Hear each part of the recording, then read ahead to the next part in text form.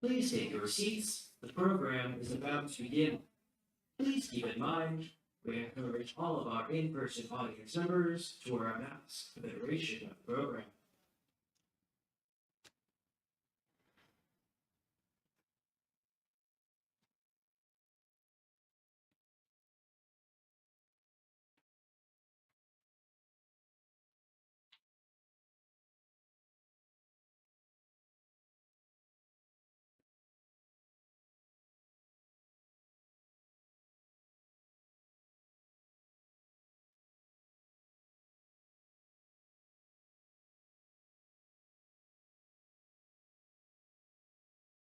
Hello and welcome. My name is Jennifer Peterson. I'm the director of the Emerging Leaders Program here at the Chicago Council on Global Affairs. Thank you to everyone who is joining us via YouTube from wherever you are in the world. And a big thanks to those of you who are here in studio with us in Chicago, joining us for an on-the-record program of policy flash talks from members of the Emerging Leaders class of 2022. For those of you at home, we will welcome you to submit questions for today's presenters by going to ccga.live. For those of you here in studio, you may ask your questions from the microphone in the center of the room once we transition to Q&A. As a reminder, the Council is a nonprofit, independent, and nonpartisan platform. The views expressed by individuals who we host are their own and do not represent institutional positions or views of the Council. Additionally, tonight's speakers present these policy recommendations in their personal capacity and do not represent the positions of their employers. For 100 years, the Council has led the charge to bring conversations on major global issues to Chicago and its communities. Since 2008, the Emerging Leaders Program has worked to equip Chicago's globally conscious professionals to understand and address how what happens in the world impacts Chicago, and how in turn what happens in Chicago affects the world. Program alumni contribute to this city and beyond by serving in a variety of roles, from leading essential Chicago nonprofits and businesses to serving in elected office. These leaders work to address the emergent challenges of an increasingly complex world and bring real change to their communities. The Emerging Leaders Class of 2022 has been together since July 2021, in fact, in this very room. They've been navigating the changing circumstances of the pandemic so that they could come together to contemplate how to address some of the most challenging issues facing our world. This hasn't always been easy, but they have enthusiastically shown up to consider what might come next and how change can be realized. I want to offer my warm congratulations to all the members of the 2022 class. We're very proud to count you amongst the Council's ranks. Now, for this evening, take a moment. What's something in the world that really worries you? Maybe that keeps you up at night. It's not homework, but I do want you to take a moment to think about that. Now, how might you address that challenge? This has been the task that we've put to these emerging leaders with these policy flash talks. As you will see, it's easy to identify the challenges in the world. It's much harder to identify solutions. The emerging leaders that you will hear from this evening have developed these talks over the course of the program year. These talks focus on the need for policy innovations to help bolster America's place in the world. The talks have been developed by themselves independently, but have received great feedback from Council staff, as well as EL Program Special Advisor, Cecile Shea. Now, let me introduce you to our evening speakers. First up, Hassan Al-Shawaf, U.S. Tax Counsel and Director of U.S. Tax Planning at BMO Financial Group. Dan Fensky is a partner at Mayer Brown. Milena Hessel serves as Associate Director of Policy at Elevate. Joyce Merkel is Vice President of Foreign Exchange Trading at U.S. Bank.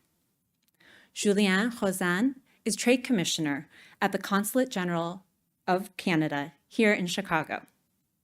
And lastly, Vidisha Suman serves as partner at Kearney. After their presentations this evening, we'll welcome your questions from both those of you here in the room as well as those of you online. Now, Please join me in welcoming our first speaker this evening, Vidisha Suman.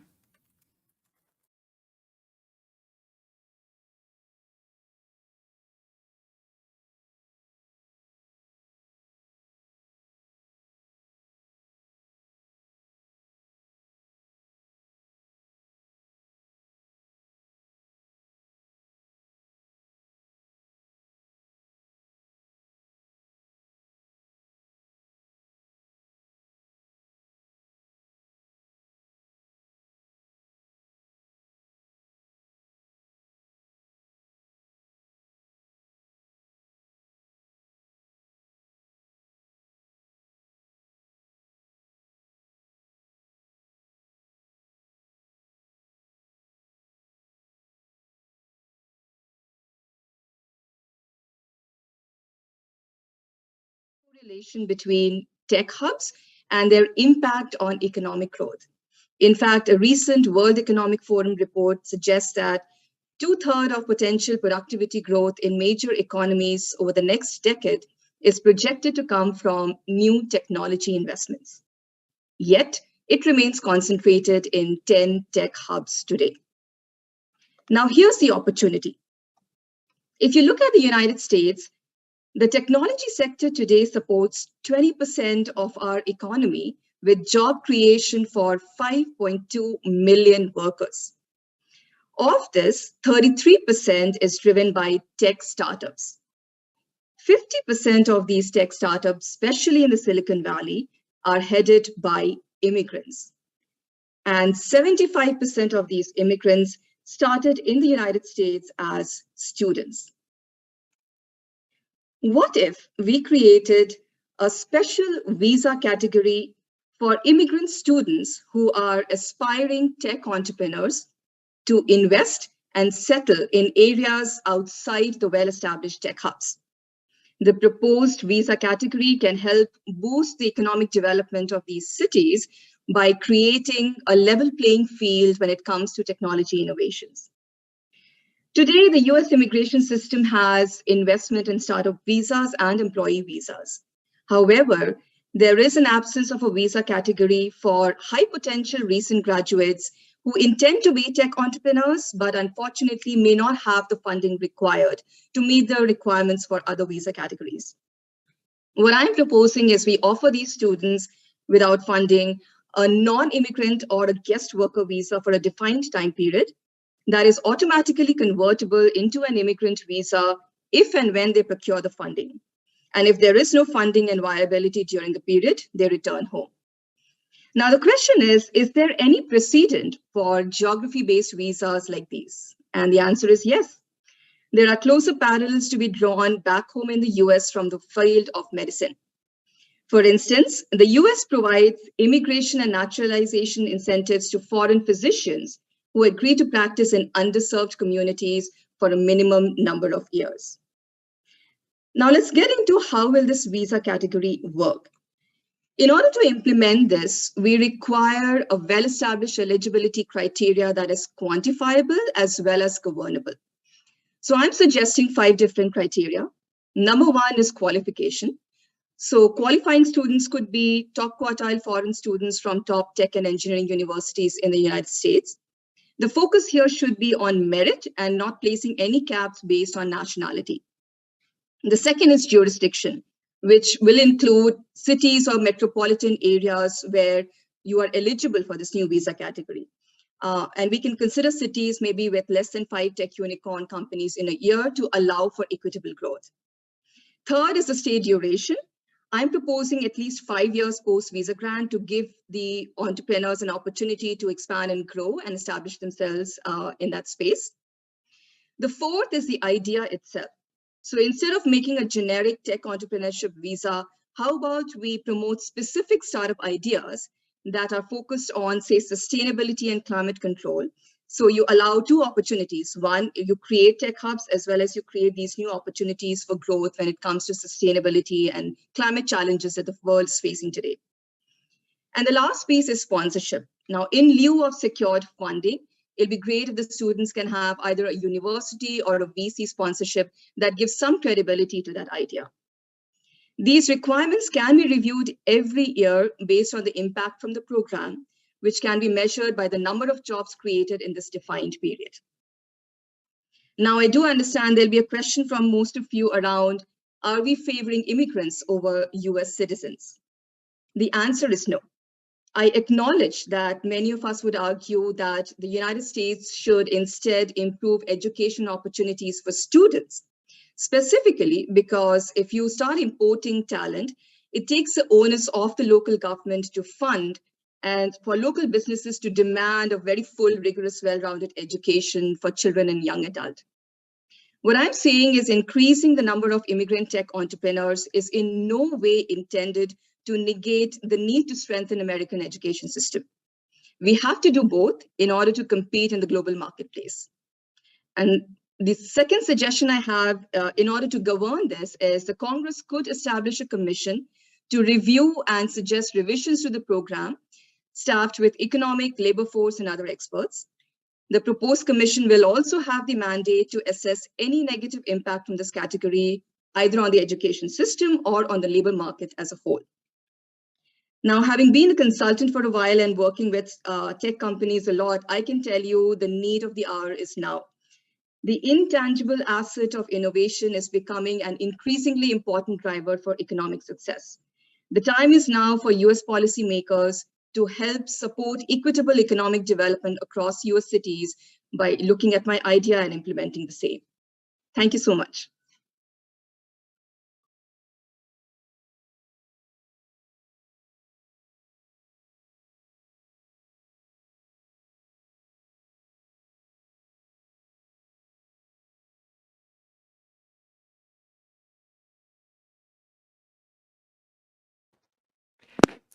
Our next speaker will be Dan Fensky. Good evening, and thank you for being here tonight. My talk is on how to strengthen our economy and national security by helping smaller businesses mitigate global supply chain risks. Republicans and Democrats may not agree on much, but they agree that global supply chain risks are real, and they've proposed a number of solutions to the problem, like bringing home the development of goods critical to the national economy. But global supply chain risks are too complicated to be solved through government-dictated policy solutions alone. Individual companies need to take proactive steps as well. The biggest US companies don't need government assistance to understand these issues. They have the means to do it themselves. But many small and medium-sized businesses, often called SMEs, do not. So Congress should fund a program through which SMEs could seek expert assistance to understand and mitigate their unique supply chain risks. From beginning to end, companies of all sizes throughout the United States depend on products from foreign countries, many with interests that do not align with ours. For example, the pandemic has shown the United States' vulnerability to Chinese-made PPE. Narrow supply chains also leave us exposed to non-political risks like natural disasters. In 2011, for example, earthquakes in Japan disrupted global supply chains for automotive parts, tablet screens, and other products. And while the news focuses on high-profile items like iPhones and semiconductors, many overlook the impact on small businesses. That's unfortunate. Small businesses account for 44% of US GDP. And these businesses face substantial international supply chain risks. The Census Bureau recently reported that 7% of small businesses report needing to find an alternative foreign supplier, a 50% increase from a similar survey only a few months prior. In a country with, depending on how you count it, 30 million SMEs, that equates to over 2 million companies with an acknowledged need to find alternative foreign suppliers. And almost half of small business manufacturers have said that they need to identify new supply chain options more generally within the next 6 months. Those numbers are just the tip of the iceberg, because the biggest risk to a company could be a downstream foreign supplier the company never deals with directly.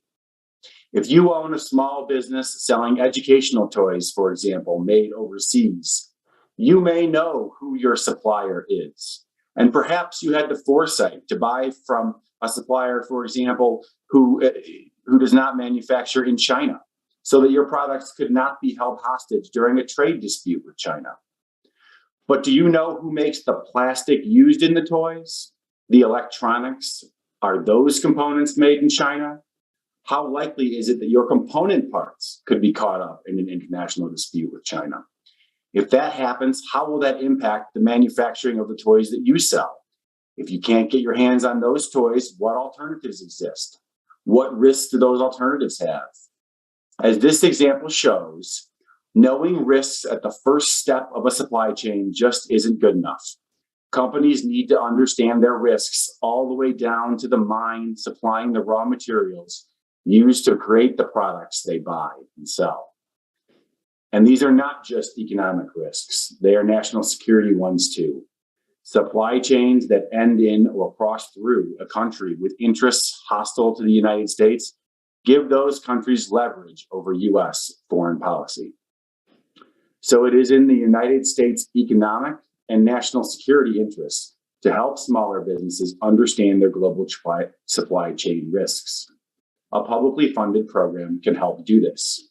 Under this program, small businesses, either individually or through trade associations or the like, could hire global supply chain experts to help them assess their supply chain risks. The program would be structured to incentivize SMEs to use it through modest fees and a corresponding public subsidy of the costs of the program. This program would empower SMEs to understand from where their critical components are sourced, which components involve substantial geopolitical or other risks, and what steps the companies can take to diversify their supply chains and minimize those risks. It would give the government greater insight into supply chain problems in particular industries by giving government personnel access to detailed information about different small businesses and sectors of the economy. So why should the government be involved in this? Why don't SMEs have the ability and incentive to address this issue on their own? The answer is that SMEs are not the only ones impacted by their supply chain risks. Their customers and suppliers, in other words, all of us, bear those risks as well. So in wonkish terms, there's a negative externality problem here that warrants some kind of government intervention. And the intervention I am advocating for is of the mildest kind. No government mandates as to who can buy what from where, just a government-funded program to give SMEs the information they need to make their own decisions, but to make those decisions in ways that will likely benefit us all, as helping smaller businesses understand their unique supply chain risks is in everyone's interests. Thank you very much.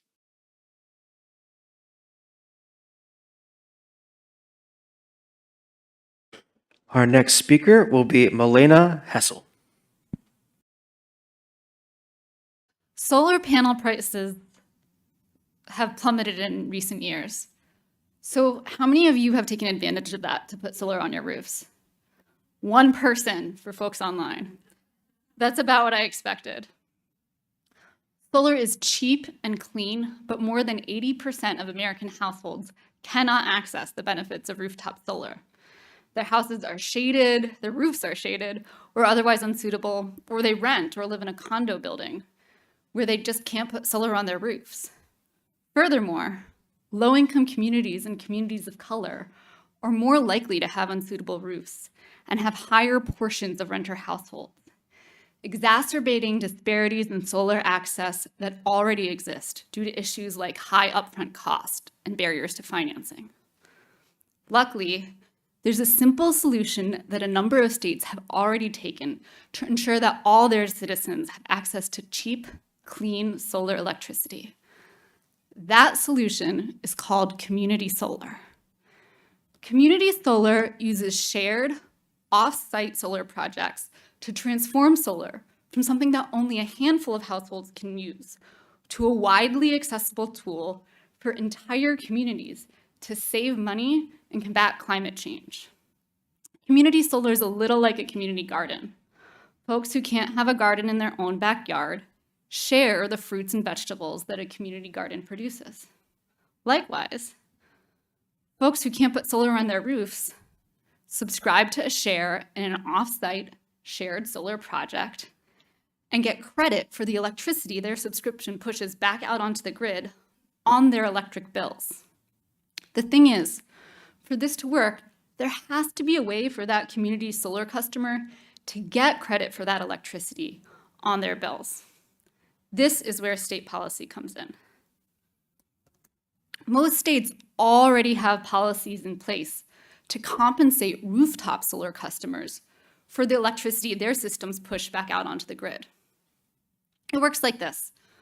When the sun's shining and your solar panels are producing and you're at home using electricity, that's great. Your house is using that electricity.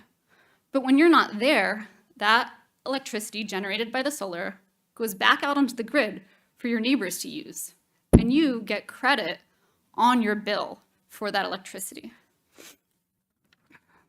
To enable community solar, states need to expand this mechanism, or one like it, to include shared off-site solar projects, to make it possible for community solar customers to get credit on their electric bills for that energy their solar subscription produces. With fair crediting in place, community solar companies can generally price their subscriptions below the community solar credit that the customer will see on their bill. This means that the company can make money even while the customer saves. So for example, let's say you are a community solar customer. In this model, you wouldn't pay anything up front. Instead, you'd pay a monthly charge to your community solar company. In the example on the slides, $40. But you'd also get a credit on your bill that would more than offset that charge, allowing you to actually save money on a month-to-month basis. Furthermore, the community solar charge that you and other subscribers like you are paying to the company creates a long-term cash flow that helps the company attract investors willing to front the costs of building those projects in the first place. But this whole model, it only works with fair crediting in place.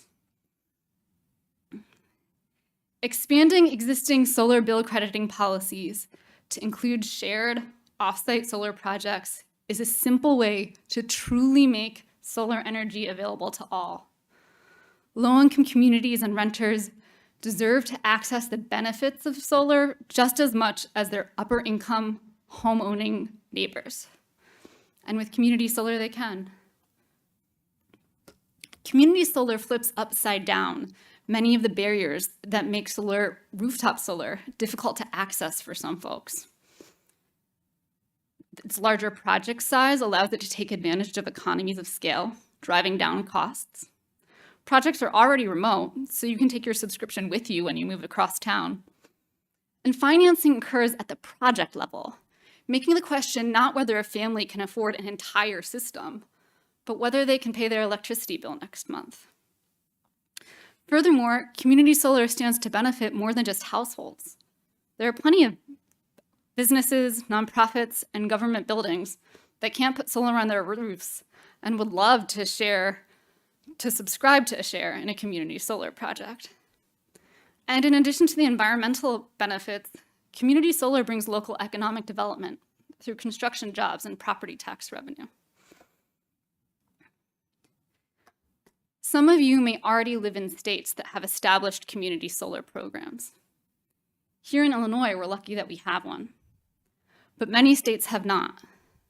With solar expanding more rapidly than ever, now is the time to enable community solar in every state in the country. This will allow citizens and businesses across the country to save money while going solar, and that will accelerate our transition to clean, renewable energy. Thank you.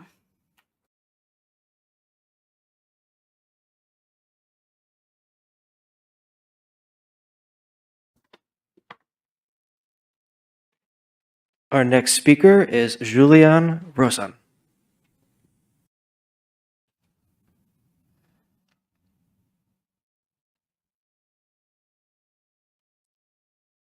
Good afternoon. Imagine that you own a small or medium-sized business in Chicagoland. Like most exporters in the region, you already trade goods or services with our neighbors in Canada. but you don't have the resources nor the expertise to venture to Africa, to set up an office in Europe, or hire consultants in Asia. If you're in France, you could utilize the Volontariat International en Entreprise, VIE. This program from the French government sends international business interns abroad to work for French companies, mostly in Europe, North America, and Asia, which are the main trading partners of France. I interviewed a French company that used this program here in Chicago while being incubated at HemHub. And this is what they have to say. According to the CEO, the VIE formula is an easy way to recruit and send talent abroad in a cost-effective and timely manner. And as far as the intern, she got hired as a manager and doubled their revenue in the US market before going back to France. So we should create our own program right here in Chicago. This is what I propose. The state of Illinois should launch a trade corps, a program that will send young Americans overseas to pursue commercial objectives on behalf of our local companies. This program will be run by the Illinois Department of Commerce, and we will make sure that we target key industry sectors of our economy: advanced manufacturing, clean tech, life science, agri-food, logistics, and professional services. Companies in those sectors will be matched the best talent in town in business, engineering, science, technology, and innovation. So how does it work? Well, a company will contact its local small business development center, request some information, submit a proposal, and then they will publish their offer on a job matching platform. Those will be 1 year long paid position abroad. Companies will interview applicants, and to make sure that we include a diversity, equity, and inclusion lens, companies that select underserved candidates should qualify for employment tax-based incentives from the state of Illinois. Then the selected intern will be sent abroad. But abroad where? Well, the Illinois Office of Trade and Investment already has existing foreign representation in 6 countries: Canada, Mexico, Belgium, Israel, China, and Japan. So we could start there and make sure that we leverage this network within diplomatic missions overseas to provide all the support for both our companies and interns. Because we're not just going to send those young people into the wild, right? They will need the proper training, preparation, as far as culture, security briefings, depending on the country. We want them to have all the support in terms of and services for their visas, healthcare, housing, to make sure that they're ready before going abroad. So obviously, the state of Illinois will need to hire more staff, probably 20 to 30 employees, both at home and overseas, which will come to a cost. But we should not forget that Illinois export activities represent 800,000, more than 800,000 local jobs. So not only will the trade corps minimize cost and risk for companies to venture overseas, it will bolster Illinois export. And it will communicate to Illinois taxpayers that the state is committed to the local economy, local employment, while building a new generation of business leaders with international expertise. So this is a younger version of me. This is a lived experience, as I was myself part of the French International Internship Program. And what I want to leave you with is this. I am convinced that a successful trade corps program in Illinois will inspire other states and pave the way to a federal program that will promote free trade and ultimately promote peace. Thank you.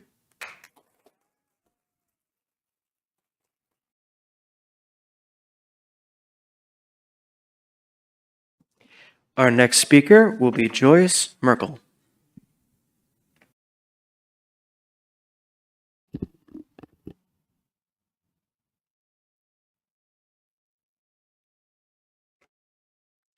It is irrefutable that the US dollar is currently the global funding currency, providing the United States increased authority over global financial systems and increased leverage in global trade and sanctions. Therefore, the status of the dollar is deeply entwined with US national security. However, that status is at risk. In 1991, the dollar accounted for over 71% of global foreign exchange reserves, but that number has declined to just under 60% as of 2021, according to the IMF. The cause is mostly diversification. Take, for instance, crypto coins, which are unsecured digital alternatives to money issued by governments. Their value can be highly volatile, acting more like an asset driven by market forces and susceptible to crashes. Nonetheless, crypto's market share grew by a staggering 187% in 2021 alone. The growth and popularity of e-currencies has prompted some central banks to develop their own digital coins, with a government-backed value that is reliably more stable than crypto coins, but offering similar digital benefits. The most concerning of these is China, who is currently furthest along in maximizing widespread use of their e-currency technology, the e-yuan. Consequently, this provides China the opportunity to shape the future of global digital currency structures. However, China's authoritarian political culture does not contain the rule of law as we do in the United States, and this poses a threat to international free markets. In order to secure the dollar's status as the global funding currency and check China's unrivaled advancement into digital money markets, the United States Federal Reserve should issue a digital dollar that is globally available, privacy protected, and guaranteed. In practice, the digital dollar would have the same spending power as physical cash. That is, $1 bill equals one digital dollar. It would either be account-based or token-based. Account-based coins allow traditional banks to remain as intermediaries, handling regulatory information and issuing coins directly. This model would be most appropriate for US citizens. In contrast, token-based digital dollars are developed to allow limited amounts of the coin to work offline, transferred via NFC or Bluetooth technology that already exists on cell phones today. This allows consumers and businesses to transact without internet access, as is needed for credit cards and debit cards, or even using ATMs to withdraw cash. The latter is essential for international use and the global unbanked, creating a boon for less developed areas concerned about counterfeit cash or who simply do not have consistent access to banking infrastructure. Digital dollars would be more secure and faster, settling in seconds rather than days, and cheaper than the fees levied by wires and credit cards. Project Hamilton, a co-venture between the Federal Reserve of Boston and MIT, suggests the final version of digital dollars may be a hybrid of both. Policy changes are also needed to secure privacy. Congress could extend the protections guaranteed by the Right to Financial Privacy Act, limiting access to non-public financial records to the US digital coin once built, and providing for a more safeguarded version of digital currency than China's political culture would design. Providing this coin to the global citizens preserves the dollar's status as the most globally used currency and prevents less trustworthy actors like China from dictating how e-currency channels are built. Fed Governor Waller argues that improving private digital offerings like PayPal would sufficiently address issues in existing payment systems. While this may be generally true, especially in developed countries, there are several other benefits digital dollars provide. For example, improving efficiency in how Social Security or stimulus money can be distributed directly into digital wallets rather than with checks would also aid unbanked individuals. Also, the cost to maintain physical banking infrastructure used to accept cash deposits could be scaled back, which the Harvard Business Review currently estimates at about $600 billion a year to run. And most importantly, keeping the US dollar as a global reserve currency helps enforce financial sanctions that would be less effective if other e-currencies become more dominant. Digital transitions are not immediately tangible. making it easy to think there is time to continue investigating the case for United States-backed e-currencies. This is a mistake. Effectively responding to digital currencies requires coordination and cooperation between private and public stakeholders. As a national security imperative, the U.S. cannot wait for other less trustworthy agencies to drive the direction of stablecoin technology, but rather should assume its long-established place as a leader of global finance by investing in a U.S. digital dollar today. Thank you.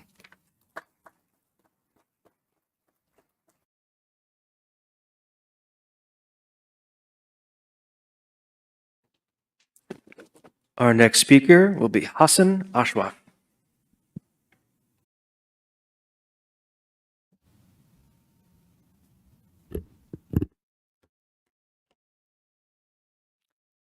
Hello, everyone. To begin, I want you to imagine that you are the CEO of a fast-growing Chicago company. Perhaps you have just received a capital contribution and are finally ready to expand internationally. Your business development team has narrowed down the options to two: Toronto, Canada, and London, England. There's no language barrier in either, both have skilled workforces, and their corporate income tax rates are similar. While the UK market may be larger, Canada is geographically closer. Which country do you pick for your investment? Now imagine your tax advisor comes to you with a last bit of information. If you repatriate or bring back profits from Canada, there's a 5% withholding tax on dividends, while there's no similar tax in the UK. Does this make your decision to invest in the UK easier? What are some of the larger economic implications of this tax difference? And while I have no qualms with our friends in the UK, I contend that if the United States and Canada work together to reduce this withholding tax rate to 0%, it would increase cross-border investment and economic growth. And as an American working for a Canadian bank, I have an interest in seeing one of the most important trading relationships in the world be as strong, seamless, and unified as possible. The method in which countries negotiate lower withholding tax rates is generally a bilateral tax treaty. Bilateral tax treaties have multiple purposes, but here let's focus on a primary purpose: to reduce double taxation of income, as two countries can claim taxing rights on income originating in one country, which we call the source country, and pay to a resident of another country, which we call the resident country. In our example of a Chicago company investing in a Toronto subsidiary, Canada would be the source of the dividend, where the United States would be the resident country of the recipient. To the extent a treaty allows the source country to tax income, it generally requires the resident country to provide a credit against or exemption from its own taxes. In the context of the U.S.-Canada relationship, the relevant tax treaty reduces the dividend withholding tax rate to 5% in the case of a subsidiary paying a dividend to its parent. While the treaty provides for a credit, the statutory schemes of both countries effectively deny the credit, but generally exempt the credit from an additional layer of corporate income tax. This typically results in 3 layers of tax. Let's return to our example. Canada would tax the Toronto subsidiary on its profits. It would then levy a 5% withholding tax on any dividends paid to the Chicago parent. While the United States wouldn't tax the Chicago parent on those dividends received, it would tax the shareholders of the Chicago parent when they receive a dividend.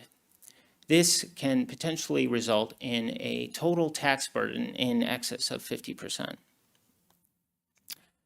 The United States has negotiated a 0% withholding tax rate for this fact pattern with most of its major allies. Canada, thus far, has not negotiated a 0% rate with any country, in part because, in my view, it negotiates based upon an increasingly outdated treaty model that provides for such withholding. A withholding tax rate in excess of 0% allows double taxation to persist at the corporate level, and finally, for a third time, at the shareholder level. Economic evidence suggests that this additional layer of tax deters cross-border investment. That is, the tax to repatriate or bring money and capital back functions to prevent money and capital from flowing in. And when we prevent money and capital from flowing in, we ultimately hamper economic growth, which reduces tax revenue and the prospect for our workers. I, in fact, owe my job to US-Canada cross-border investment.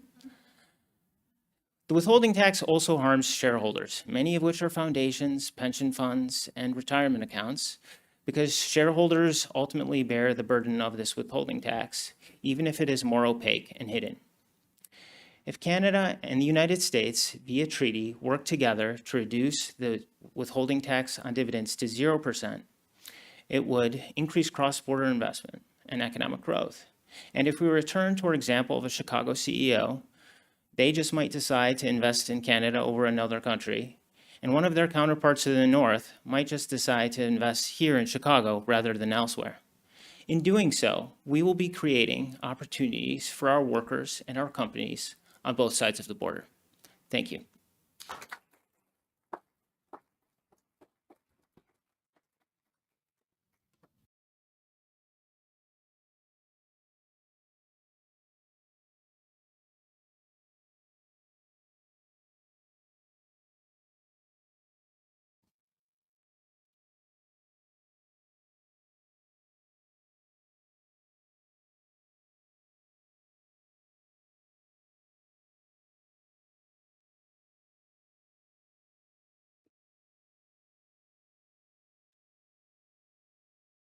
All right, so you've heard quite a lot this evening from our emerging leaders from the 2022 class. We have Vidisha Suman and Dan Vensky joining us remotely, as well as our presenters who are here in the room with us. Let's give them one more round of applause.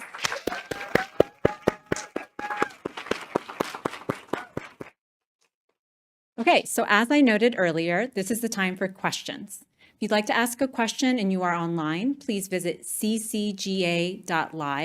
You can also do that if you're feeling a little shy here in the room. If you're feeling less shy in the room, feel free to step up to the center mic. We are happy to entertain questions from you all here.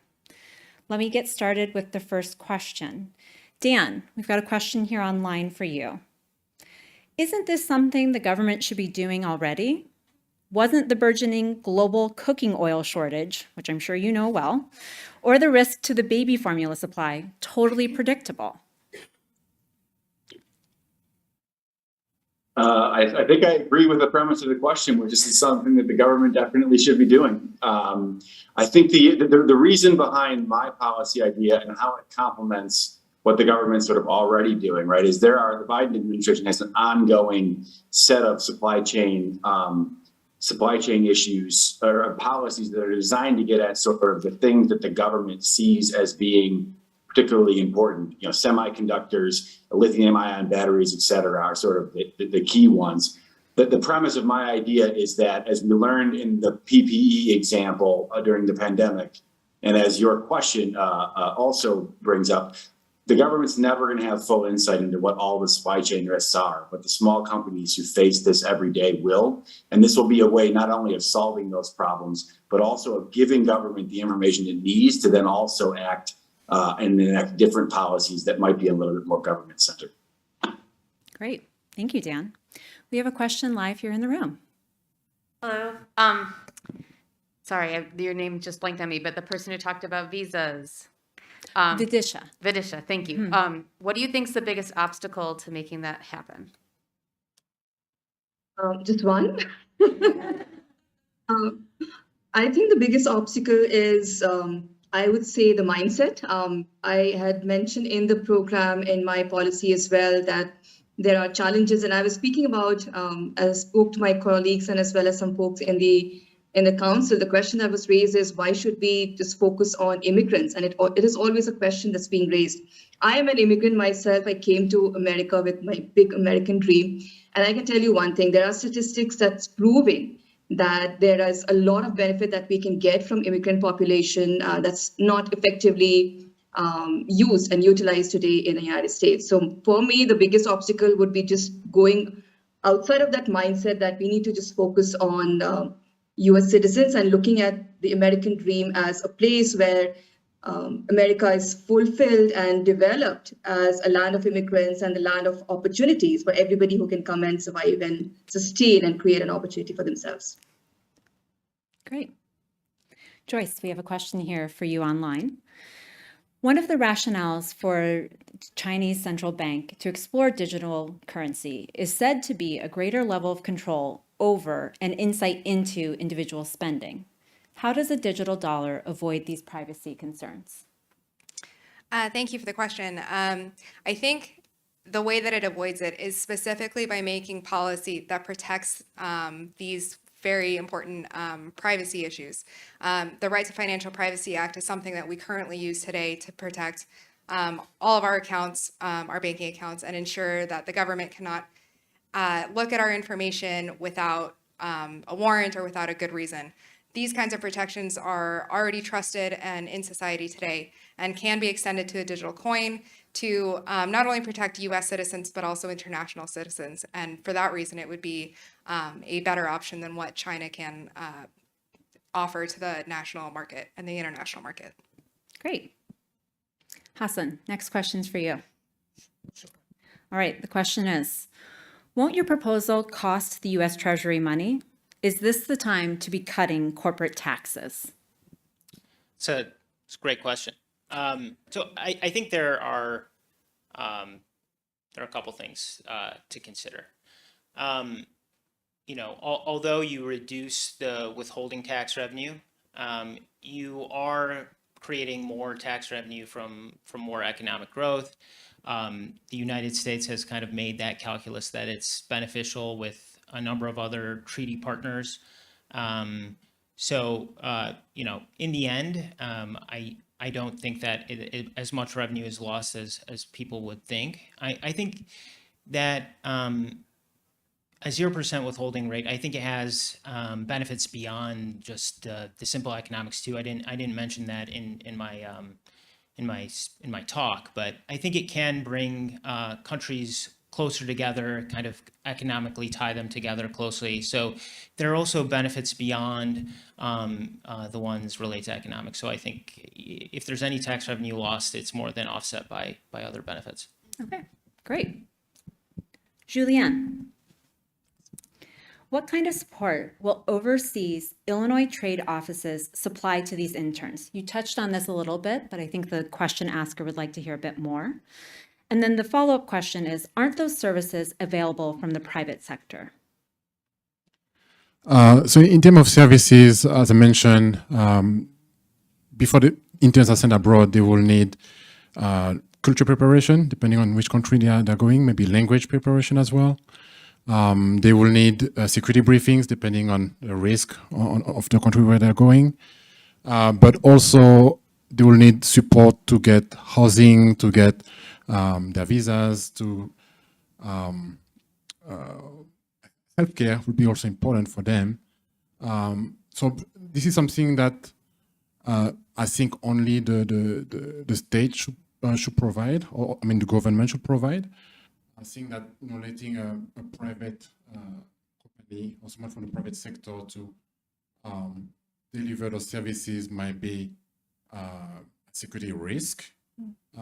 So I think that obviously the state of Illinois might not be able to do that on their own.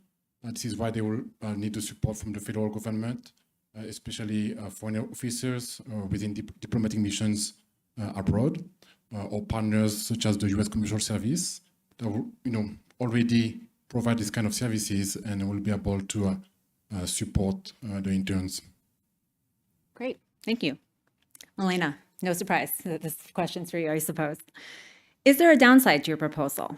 Why have some states not already adopted it? You noted on your map that several have adopted similar, but why haven't we seen this adopted more broadly? Sure. So the question is both about downsides and why we haven't seen this adopted more broadly. Yes. I think certainly with any policy that would expand solar energy, there are opponents for reasons that range from, incumbent energy interests to perceived and real challenges with integrating solar onto the grid.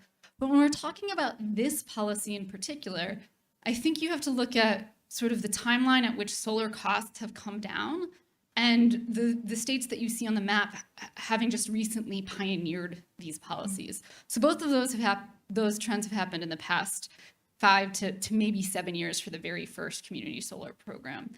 So I think that it's still sort of early days, and now's the time to expand faster. All right. Good energy behind that. Vidisha, we're going to come back to you. What about graduates who are offered a job at a startup in one of your target cities? Would you consider including them in your visa category? Yeah, that's a great question. As I was thinking about the visa category, the intent was, if you remember the qualifying criteria, there was one element around the idea. So yes, we need tech entrepreneurship and tech investments across all of these locations. But if we can bolster that with innovative ideas that are more focused on, say, sustainability or climate control, it's great. So in case if the startup opportunity that people are talking about allows that opportunity for the tech students, maybe we can consider. But my proposal was more focused on new opportunities and entrepreneurs versus workers, because that creates another level of differentiation of why will I get benefit if I'm just working for a startup versus an established company in these smaller locations. So the focus is on entrepreneurship, and the focus is on creating these new ideas and enabling a lot more technology investments versus just increasing skilled labor. Great. Julianne, you have the microphone, so this will be a quick transition for you. What's the advantage of running this program out of the state rather than doing so at a company by company level? Well, I think it depends how ambitious we are.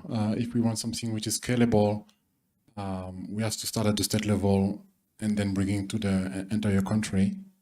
And I believe that companies that we're targeting, they need this support. They can't do it by themselves. We can't just have a ad hoc program based on the companies.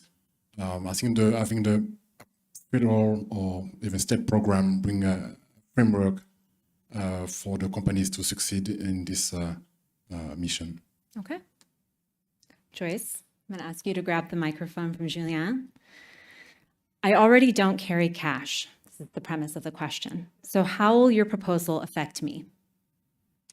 Yeah, I mean, it's a great question. A lot of us don't carry cash, but a lot of us also have bank accounts. That's not the case for everyone. And especially when we're looking at on an international scale, many people internationally don't have access to ATMs. It's very difficult for a bank to set up a brick and mortar in their area. And even if you don't carry cash here in the United States, you might still carry cash when you travel.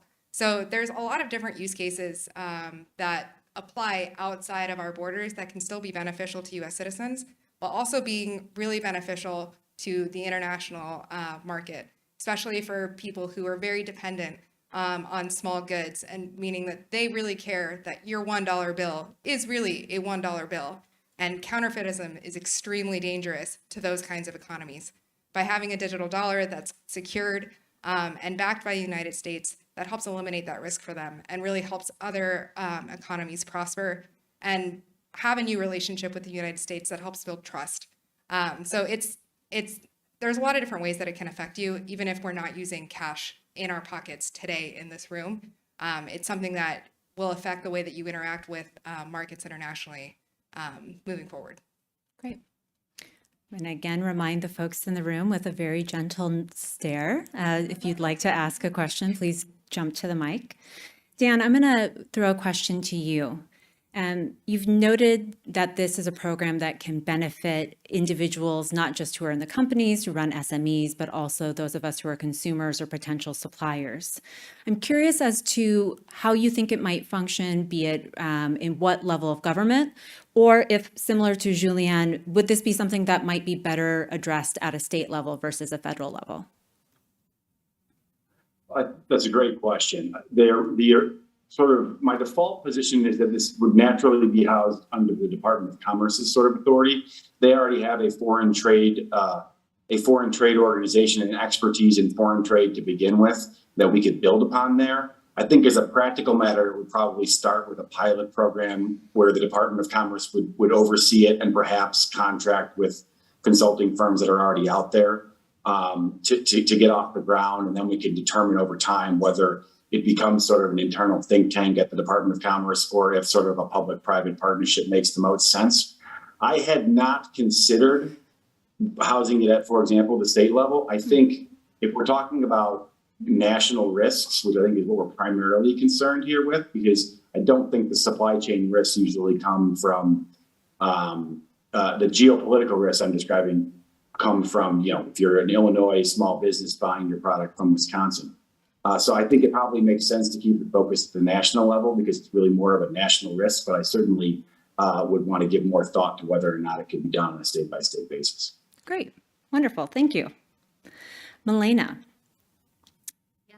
How have these policies played out so far in the states that have already adopted? You noted in your previous response this is sort of early days, but curious if you've seen any better adoption rates among some of the communities that you talked about in terms of who this policy might target and provide access for community solar power. Sure. I think that one of the things that we've seen is that it really is important to think proactively about including low-income households and proactively encouraging the companies to serve low-income households. This is a tool that can fantastically increase access for those households and those communities that otherwise typically haven't accessed. But it can be, there are also plenty of folks who aren't low income that stand to benefit. And I think proactively thinking about those communities is really important. It's a feature of the Illinois program, and I think we've seen it in other states be a success as well. Great. Hassan, why hasn't Canada done this? Just to make it real short and sweet, and noting this is your personal opinion and not that of your organization. That's right.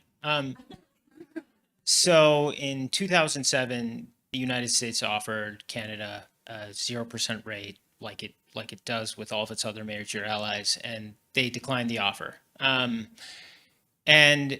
it's a bit peculiar to me. I mean, I think that if you ask some folks, I think they'll say, well, we're negotiating based off of this OECD model treaty. It provides for that withholding. But I think the world is moving in a different direction, at least within, this sphere. So, I mean, I think if you look at the EU, because they're trying to integrate their economies, they've kind of let that go. And I would love to see the U.S. and Canada and even Mexico kind of have their own little sphere where we can have a free flow of capital. I would hope that the next time the United States offers that 0% rate, that Canada would accept it. Okay. Well, hopefully someone's listening out there. I'm going to open it one last moment. I see no movement. So I want to thank everyone again for joining us here this evening. A lot of work has gone into not just the presentations that are here, but also those that were done by other members of the cohort who also stood on the stage masked in February and March to present their proposals. There's a lot of things that younger leaders can bring to the policy table, and I think you've seen a snapshot of that here this evening. So again, thank you so much for joining us here in the room. Thank you to those of you who have logged in online. If you'd like to rewatch, this video will be archived. I'm sure some of you will be sending it along to family and friends to spark a lovely Sunday evening dinner. And again, I want to thank the presenters here today remotely in the room. And I also want to congratulate the Emerging Leaders Class of 2022 for an exceptional year. Thank you again.